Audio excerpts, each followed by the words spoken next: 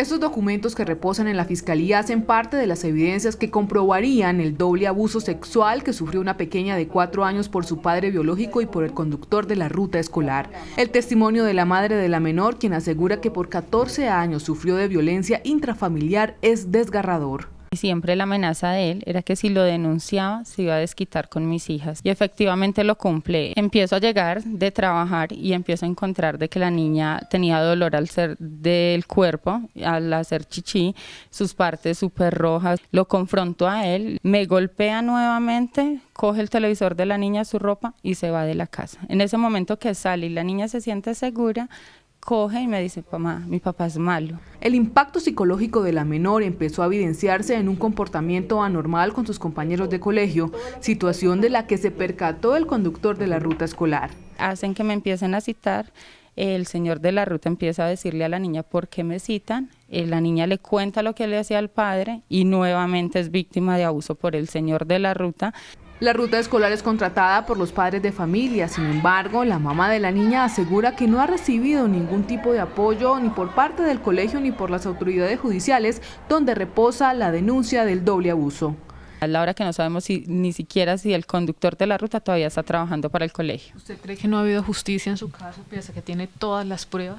No ha habido justicia. Esa madre asegura que el amor por su hija la impulsó a denunciar a los abusadores, para quienes espera una condena ejemplar. Dice que cuenta su caso públicamente para que su historia de dolor no se vuelva a repetir. Y para hablar de este tema invitamos a esta hora de la mañana al doctor Ricardo Angarita, médico psiquiatra. Doctor, buenos días, gracias por madrugar con nosotros. Hola, buenos días, ¿cómo han estado? Muy bien, doctor, gracias. Ayúdenos a entender por qué pasan casos como estos. Bueno, esa es una pregunta filosófica terrible, pero psicológicamente hablando, pues tenemos dos factores esenciales. El primero es cultural y el segundo es familiar. La capacidad de diferenciar entre los impulsos sexuales y el amor y el cariño de protección se establece desde la educación familiar. Y una cultura, por un lado, represiva sobre lo sexual y por otro lado, permisiva en una hipererotización pues, del orden televisivo, del mass media y del cine, hace que a veces personas no tengan una capacidad de control. Un individuo como el que describen en la notica es una persona que muy seguramente no tuvo una educación adecuada en su seno familiar. Muy probablemente la mamá o no estuvo muy presente o no le dio una claridad sobre las diferencias entre las ternuras distintas que se pueden manifestar, y un papá que tampoco supo ponerle una contención y una guía adecuada sobre cómo se debe expresar la sexualidad. Más o menos eso es lo que se puede decir grosso modo. Cada caso, por supuesto, habría que verlo muy en lo particular para saber si la persona va a tener una dificultad para toda la vida.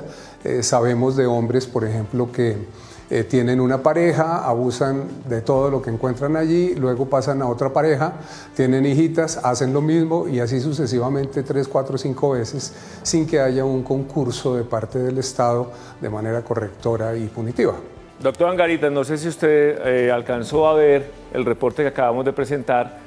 ¿Cuál es el tipo de acompañamiento que se le debe dar a una persona como esta mamá que se atrevió a denunciar, y a la bebé obviamente de los 4 años? ¿Cuál es el acompañamiento de ese proceso que se les debe dar? ¿Cuál es el procedimiento adecuado? Debe haber un acompañamiento en doble vía, un acompañamiento policial en el sentido de la protección, porque no pocas veces el hombre la agrede y eventualmente termina en tragedia más grave todavía. Y debe tener un acompañamiento psicológico tanto la madre como la niña. Vemos estos casos en todos los estratos sociales. Digamos, no es un asunto de cultura general, es un asunto de cultura emocional. Digamos que uno puede tener una manifestación dentro de la ternura, el amor, el cariño y lo erótico. Uno puede tener una manifestación puramente familiar, amorosa, tierna, de cuidado, y uno tiene una manifestación también del cariño, del amor sobre el terreno de lo erótico. Eso se llama el amor filial y el amor erótico. Una persona que no tiene claridad ni sobre quién es ni cómo se va a desempeñar en la vida, siempre va a estar trastabillando. Normalmente son personas agresivas y confunden los términos de las manifestaciones de cariño y ternura. Entonces, como son tan agresivos los violentadores, debe dársele siempre una protección a la madre y a la niña.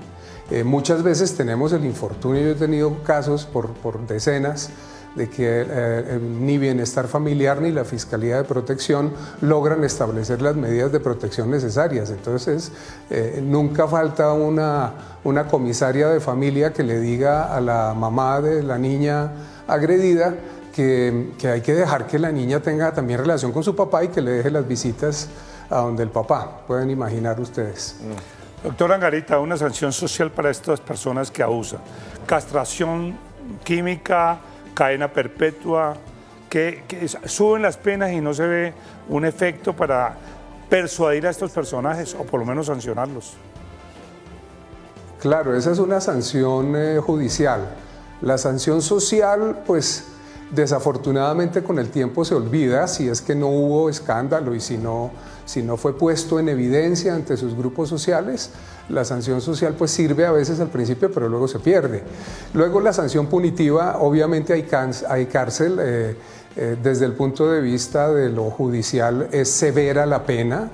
Eso se mejoró mucho en los últimos 15 años, pero la aplicación de la pena, como todo nos pasa en lo judicial en Colombia, la aplicación de la pena generalmente no alcanza a darse de la manera adecuada.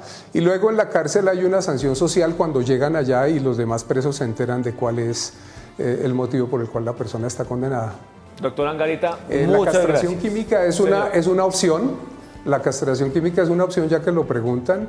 La castración directa también es otra opción, pero no se trata de personas que tengan una tonalidad sexual elevada, no. El violador intrafamiliar de niños chiquitos no es un individuo sátiro. El violador en serie, ese que va por ahí matando señoras y eso, a ese sí de pronto la castración química le puede convenir, pero al papá de la niña que de pronto en los términos de la indefensión de la niña, y no el papá, la mayoría de las veces es el padrastro, también el papá por supuesto, ocasionalmente, pero estas personas no es que tengan un tono erótico elevado, entonces digamos la castración química en ellos no tendría mayor sentido. Bueno, doctor Angarita, muchas gracias. Muchas gracias por su opinión y por sus comentarios. Gracias.